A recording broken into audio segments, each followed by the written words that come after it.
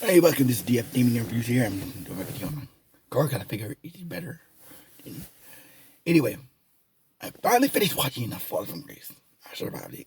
It it took the entire movie for it to get tolerable. I'm gonna call it tolerable. To get interesting. I wouldn't say interesting. Not even a good word that could describe it. You know, let me how to describe this movie. Every time it looks like it's gonna get interesting, you get cussed. It's like get cussed slapped in the face with stupid multiple times every 2 seconds. When they going somewhere and then they slap you in the face with stupid. Well, that was this court case was full of stupid. Obvious, obviously she never tried a case ever in her life. I don't even think she's ever been an attorney ever. She's supposed to be a public defender's attorney. You know what public defenders are? They're supposed to be attorneys. So they're supposed to know how the court at least runs. They at least supposed to know that you can't call witnesses after defense rest, right? You at least should know that already. You can't go up there and act like an idiot in court. I mean, really? She lost anyway, but she technically won. It's like, this twist is so out of nowhere unbelievable. It's not even funny. So, they throw this twist at you right at the end. Like, literally right at the end. You think, they usually in twist movies, they usually hint at the twist a little earlier in the movie. I guess that was the beginning, but nobody was going to put that two together. I don't know how they figured anybody was going to connect the dots with that story.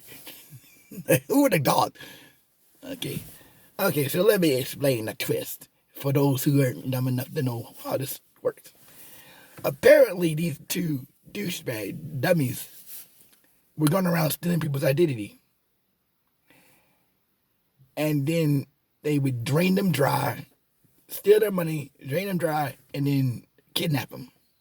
Now, it's a lot. Why kidnap them? Why not kill them? Okay. No, they had them locked in their basement of their house, her friend. Mind you, this is spoilers. I think most people have already seen this horror movie already. So the twist here is he wasn't really dead. Despite the fact that she beat him like multiple times with a baseball bat in the face, he somehow survived with two black eyes, even though he only got hit on one side of the face. I don't understand. I don't understand how this man survived with no medical treatment hardly. Only got was a band-aid on a wrap around his head and two black, obviously heavily make up black eyes. They look dumb. He looked like he looked like a mass wrestler. Oh my goodness! And then they shoot him. And Bobby Brown looks like. Oh my gosh, Stone Gremlin is crazy. They like Bobby Brown for the same person. I think Tyler Perry's movies are stuck in the 90s. I mean, these plot lines are so 90s. It's like, can you get into the 2019s there, Tyler Perry? I mean, these things are so dated. I had to go check my calendar to see what year it was. Like, yeah. What counts as a good thriller in 2019 is not the same that counts as a thriller in 1995. I mean,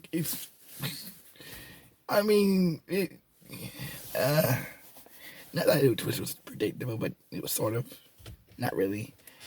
It just followed the formula for as long as it possibly could, and then it just throws a curveball at the last minute, and then expecting you to connect the dots.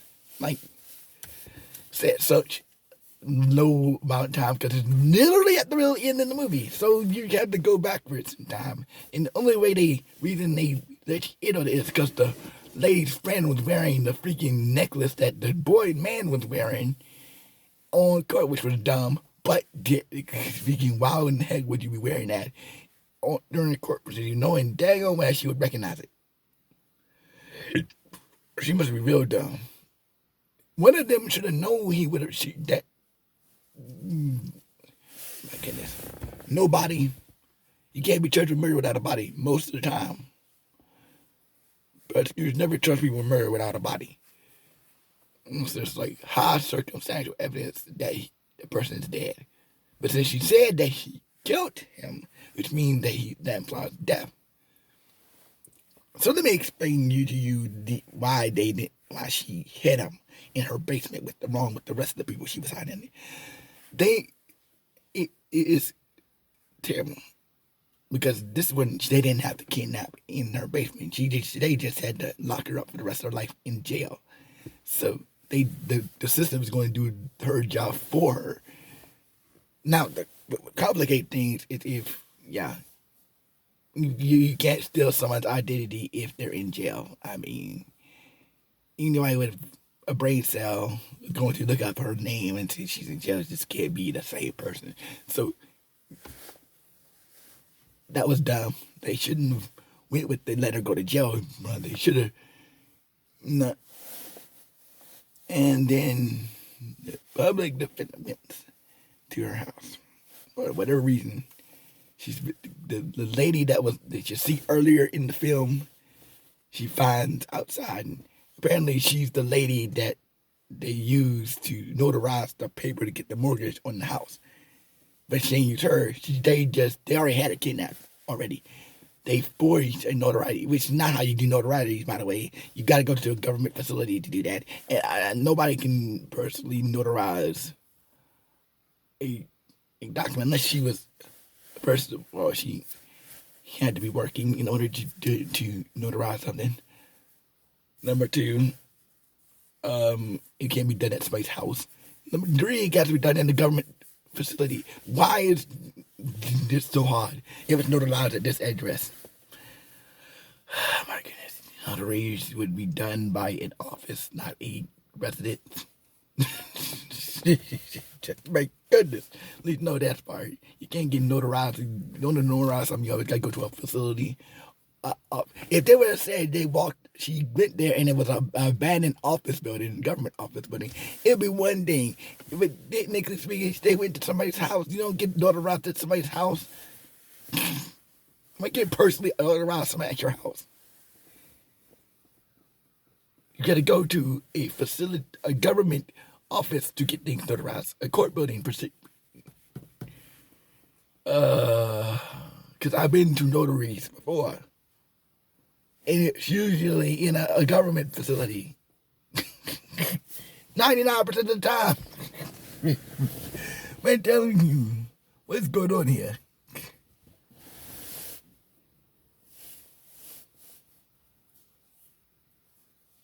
And it turns out she set her up. Her friend set her up with this man so that they could still. She was in cahoots with.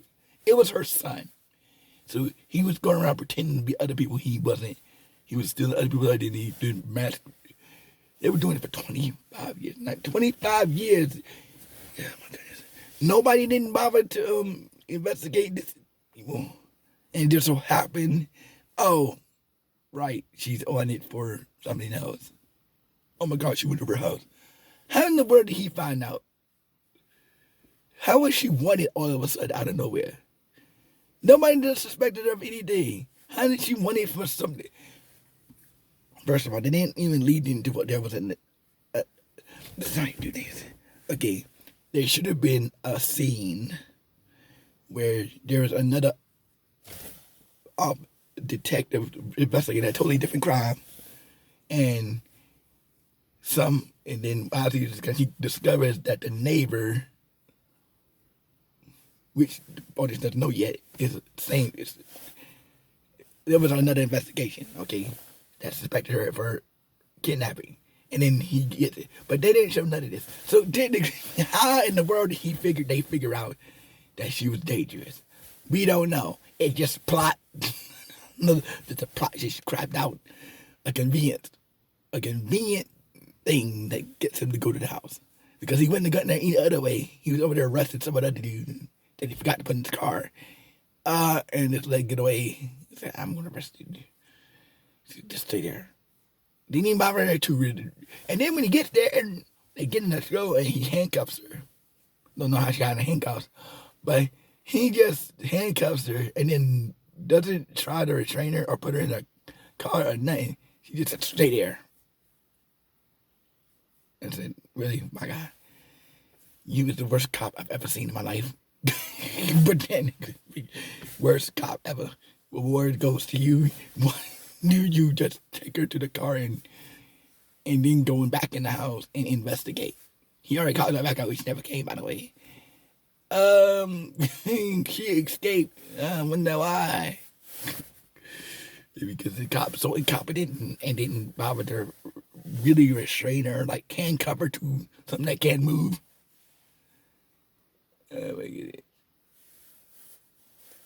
He kicks the door in, and that thing literally explodes. Like, really?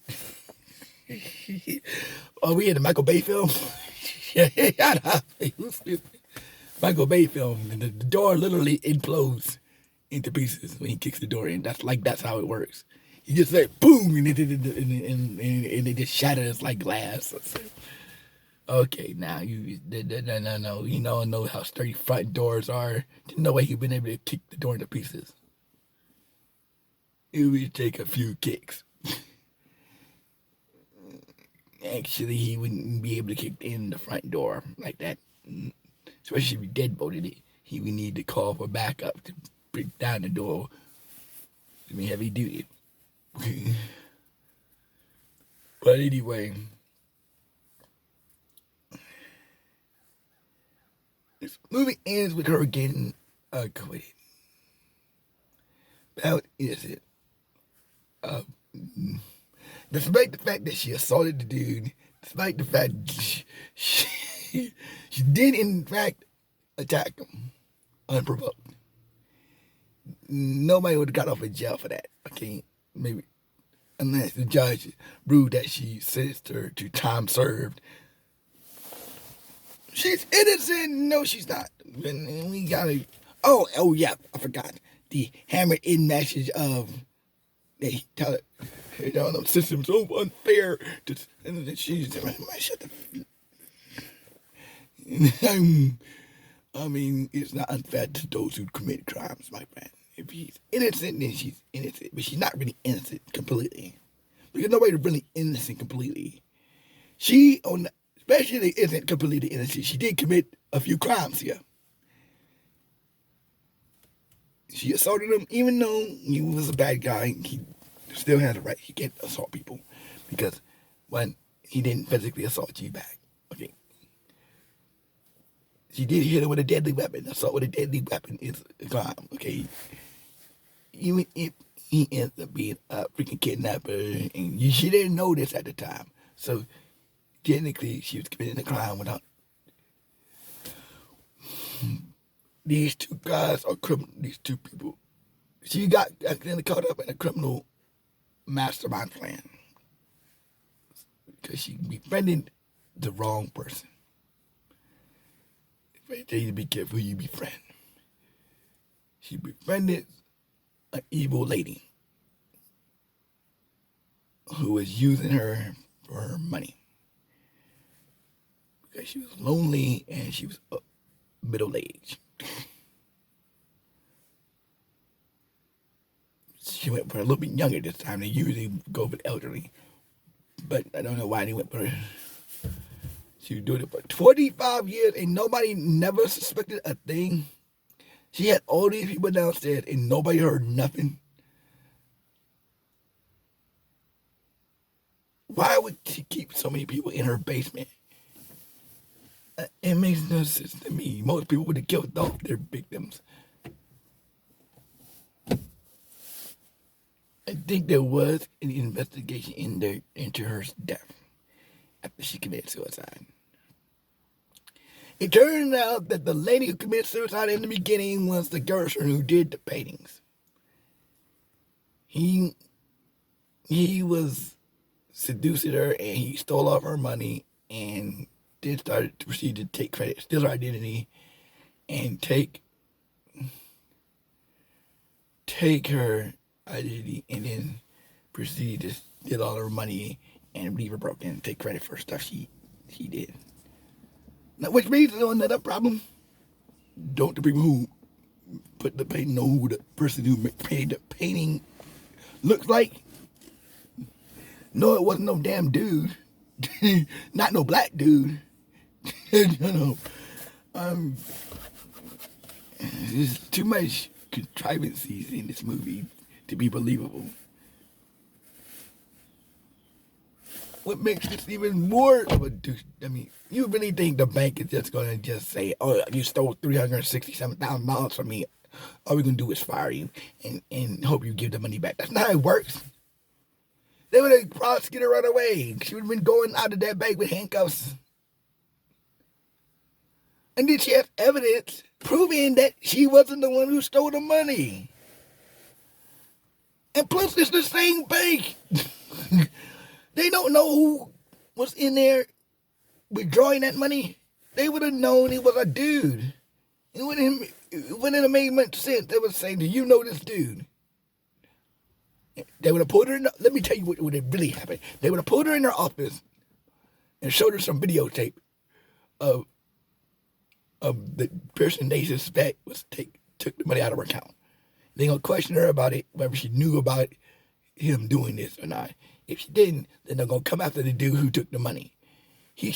And this tells you how much Tyler knows anything about no law of marriage or otherwise. You can't commit grand theft. You're right.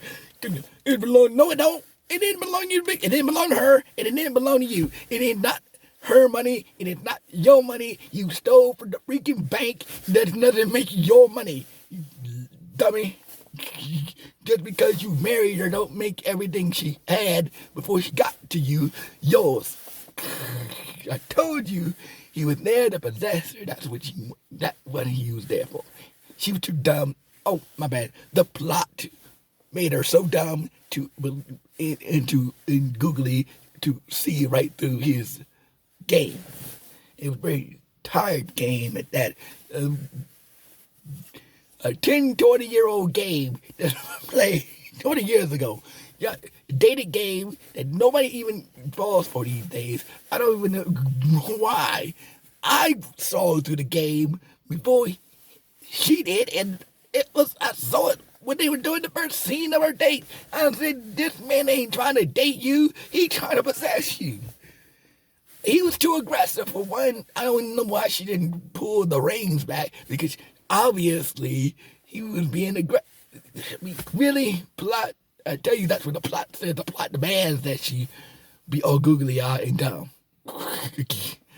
Googly-eyed and dumb, okay? You can't tell when somebody's being overly aggressive. You have problems. When she was no, ain't nobody that lonely. He got me asking how long, why it take her so long to answer the phone. And you should have said, don't make me pissed like the hell out of you, boy. It's Bobby Brown. Okay, what you mean why it take me so long? It only took me 24 hours and I'm supposed to answer the phone on your beck and call. That should have been red flag number one. Man can't even be settled right.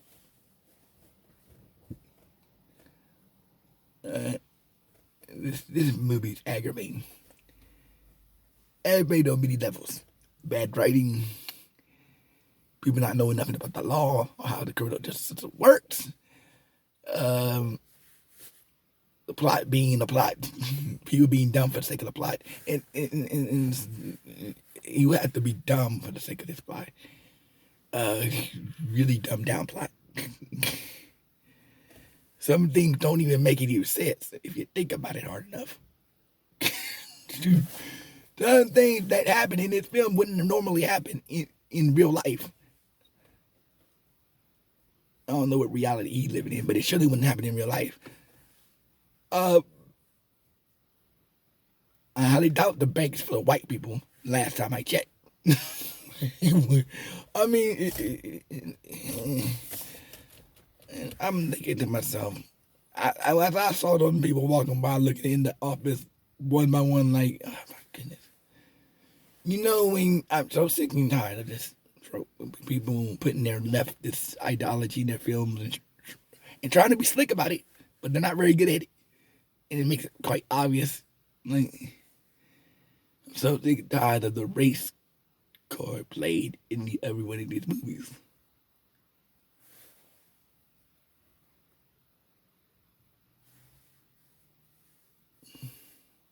It's so cliche. Well, at least one thing that wasn't in this movie that you see in almost every other movie is stereotypical jerky cops. I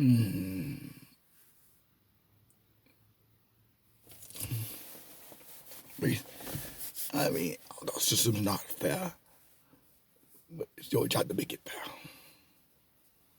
Is it? No, it isn't, my guy. It's her job to defend her client that you assigned her to. But you were adamant that she just plea out.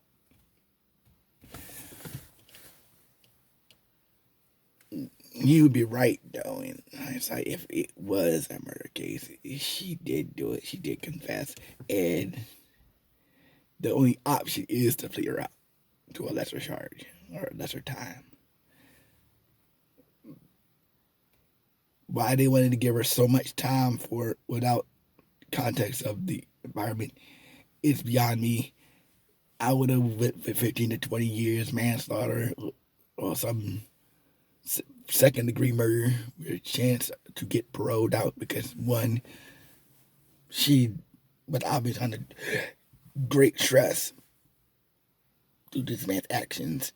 Number two, she has proof that he was robbing her blind and doing all kinds of nasty stuff. The body wasn't warm. I'm gonna even use a dead body for the reference for her marriage. The marriage hadn't even died yet, and he's already cheating, stealing from her, and all kinds of other stuff. I mean, he went from 0 to 100 real quick.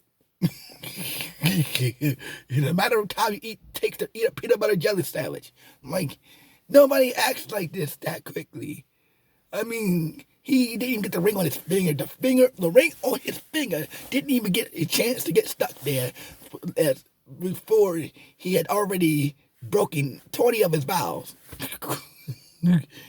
She could have ran to get an annulment right away. She wasn't necessarily stuck. He didn't wait long enough. If he would have waited a year for him to turn into Son of Sam, yeah, it would have been different. But he, as soon as they said the word "I do," he went to "I stole your money." I'm telling you the truth. As soon as he got married to her, he instantly went to the bank. He might as well just got married, ran straight to the bank, stole all her money, and took a woman to her house and slept with her right there. Because that's technically what he did. He turned into the Joker in a matter of 2 seconds. Like, really? Nobody acts like this. Not even a domestic abuse victim suspect acts like this that quickly. It's a slow thing because they're not stupid. Why do you think they able to do it to so many people? You think they did 12, 45 years and they just instantly... No, it took years. Okay, she didn't just... Oh, my goodness. He stole all my money really quickly and then I'm broke. There's definitely thousands of things she could have done without having to kill herself. It's just a plot saying they can't do nothing in order for this ridiculous plot to work. It was done in real life. Let me tell you something that happened in real life. All these women would have been able to sue the brakes off of this dude because he did everything all wrong, for one. I mean, he didn't cover his tracks. He's very dumb. Okay, if this would have happened in real life, he would have got sued the heck out of, and he would have been destitute. They would sued the pants off. He would be broke. He wouldn't never be able to get money. Okay, he'd be broke, financially strained. It would be ridiculous. It wouldn't be funny. Okay, he'd go into jail for the rest of his daggone life for financial fraud. Fraud for once, because he stole so much money. I mean, I've seen people go to jail for life for spending that much money.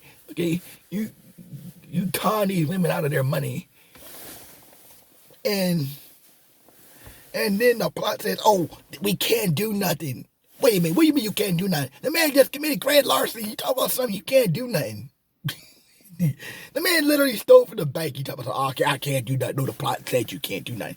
That's the real reason. The plot in this ridiculous film says you can't do nothing. Oh my goodness. This movie's stupid. You can't even make a competent movie. It makes sense. He doesn't even bother to cover up the rough edges. He just makes it in 5 days and then says we're done. Don't even proofread the script. So that sounds fine. Just run it like this. Anyway, this is DF Gaming, and I just finished reviewing A Fall from Grace. More like a Tyler Perry's Falling from Grace. Oh my goodness.